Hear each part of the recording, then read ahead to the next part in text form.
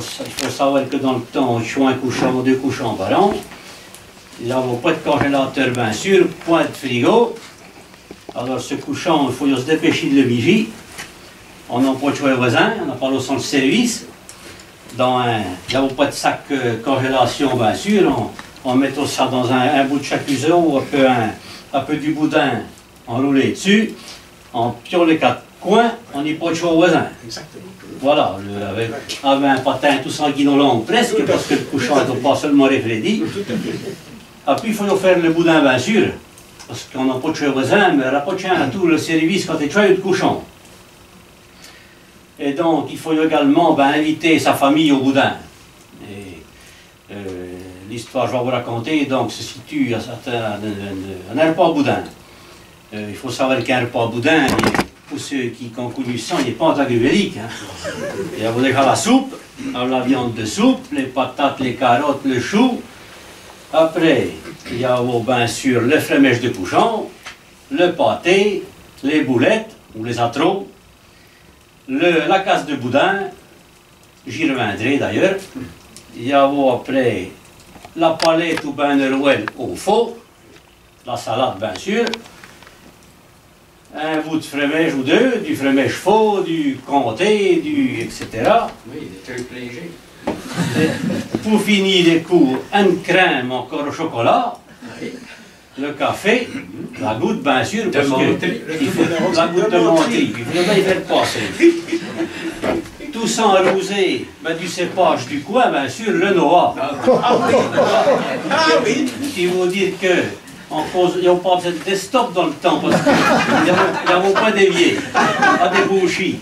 Mais le noix est à peu près le même produit. Il décape l'écono.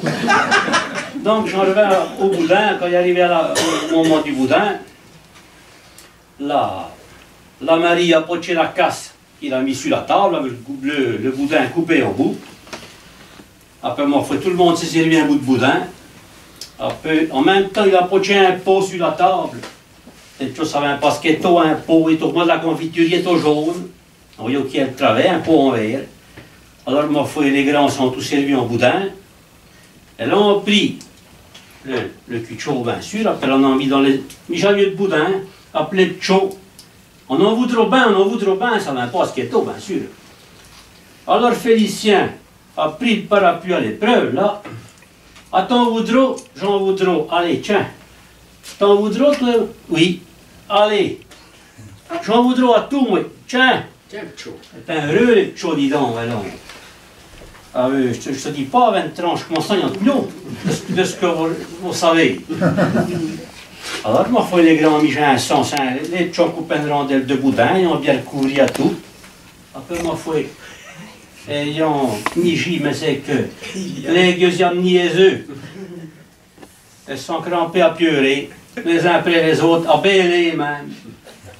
Et il y a là que ce fameux cul de chaud, je reviens tout en arrière, j'en ai eu bien à vous cramper. Ce fameux cul de chaud dans le petit cerveau a râpé les sabots, on t'a dit, a râpé la chogne sur le devanté, a déboré les biodes. Oui, a râpé les biodes, bien sûr que oui. À se déborer des coulées chicots quand il faut commencer à trémer. Quand il y avait une vache qui avait un fût, on allait pas le couteau. On le torche chaud. Sur la basin ou le devanté, qui est dans le même état, sur le cocher dans le même état que le reste. Et quand les chauds, justement, j'en reviens à la finalité de l'affaire, quand elles sont mis à miji, justement, ce boudin bien garni, elles sont mis à pieurer, à bêler, moi, gens. Et il y a là que Félicien a dit, bêlez pas mes chauds, je vous en rebêler.